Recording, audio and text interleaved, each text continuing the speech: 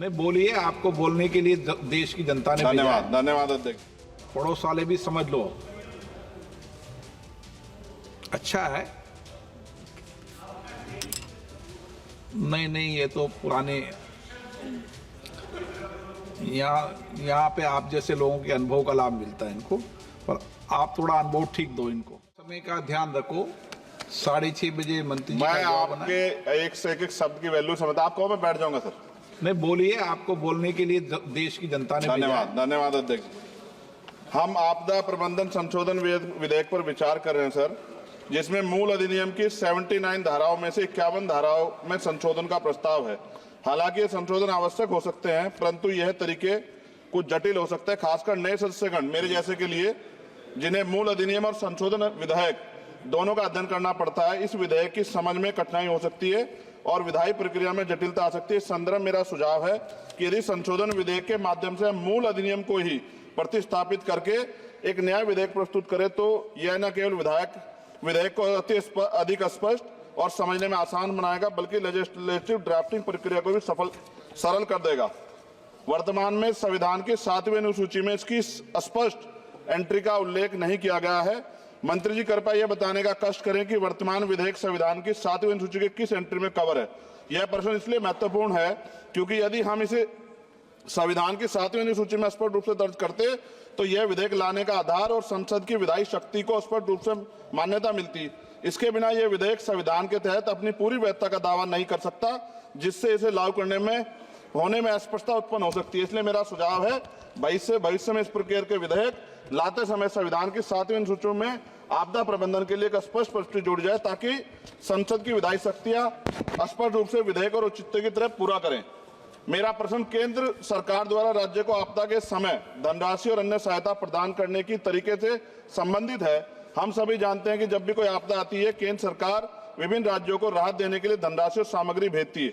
हालांकि यह देखा गया है कभी कभी सरकारें अपनी पार्टी शासित राज्यों में को प्राथमिकता दी, जबकि विपक्षी दल द्वारा शासित राज्यों को धनराशि कम, विलंब और भेदभाव पूर्ण तरीके से दी जाती है। इस भेदभाव का राजनीतिक विवाद और आरोप प्रत्यारोप उत्पन्न होते हैं। विशेषकर जब आपदा की स्थिति गंभीर होती है तो ये भेदभाव और देरी राज्यों के लिए अधिक संकटपूर्ण हो सकता है। इसलिए मेरा सुझाव है इस विधेयक में एक स्पष्ट प्रावधान होना चाहिए, जिसमें यह सुनिश्चित किया जाए कि सभी राज्यों को आपदा के सहायता समान रूप से समान मानकों के आधार पर दी जाएगी।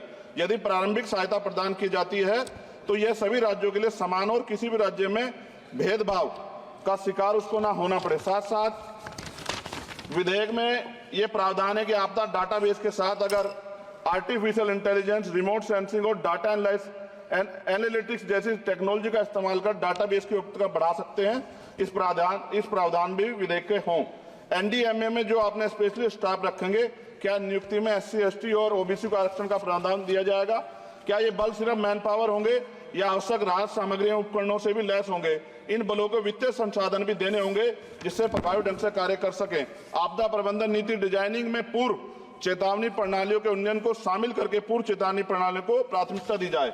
आपदा प्रक्रिया कोष में ऐसे प्रावधान होने चाहिए कि आपदा होने के 24 घंटे में ही प्रभावित राज्य जिला प्रशासन को एक निश्चित प्रारंभिक राशि जारी हो सके। जापान जैसे देशों के तरह 72 घंटे की महत्वपूर्ण प्रतिक्रिया योजना को लागू करना, ताकि समय और बचाव कार्य कुशल समय में हो। जनता और NGO को भी एक्ट के तहत बनी सभी एजेंसीज के साथ मिलकर काम करने की योजना पर बल दिया जाना चाहिए। किंतु संशोधन विधेयक में ऐसा कोई प्रावधान नहीं दिखता जो कि आपदा के समय नागरिकों, NGO और सामाजिक संगठन रोल को सुनिश्चित करे। आपदा राहत को नागरिकों के लीगल राइट बनाने पर जोर देना चाहिए।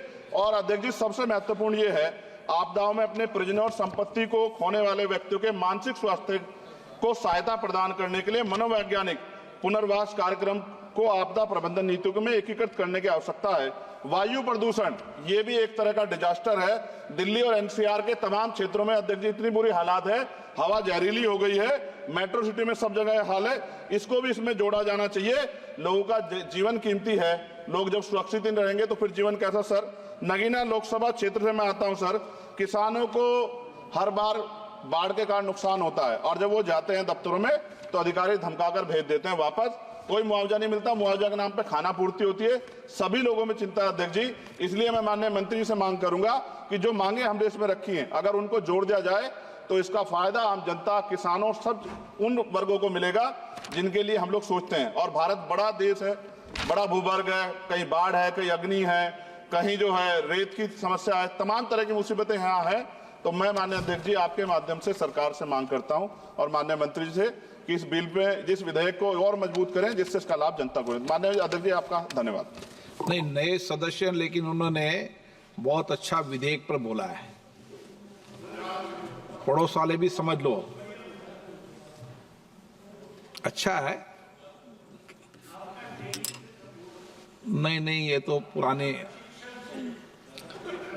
यहाँ पे आप जैसे लोगों के अनुभव का लाभ मिलता है इनको, पर आप थोड़ा अनुभव ठीक दो इनको।